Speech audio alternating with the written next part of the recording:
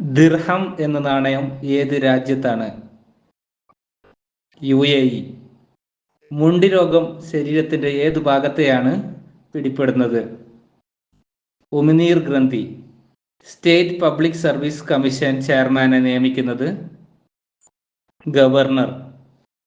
അന്തരീക്ഷം എത്ര മെർക്കുറി ആണ്? 760 mm മെർക്കുറി. ഡ്രൈ ഐസ് എന്നാൽ എന്ത്? ഖരാവസ്ഥയിലുള്ള കാർബൺ ഡൈ ഓക്സൈഡ്.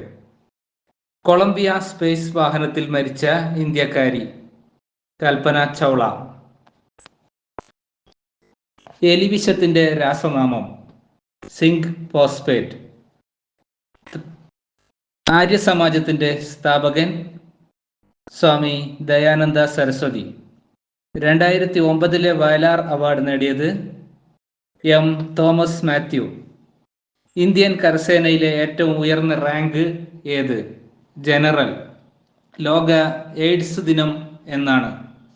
സെപ്റ്റംബർ 7. ഞാൻ എന്നു പേരുള്ള ആത്മകഥ ആരുടേതാണ്? NN പിള്ള. തെക്കേ ഇന്ത്യയിൽ എത്ര ഭാഷകൾ ശ്രേഷ്ഠ ഭാഷകളായുണ്ട്? 4. റെയ്ഡ്കോയുടെ ആസ്ഥാനം എവിടെയാണ്? കണ്ണൂർ. മാർബിളിന്റെ രാസനാമം എന്ത്? Calcium carbonate.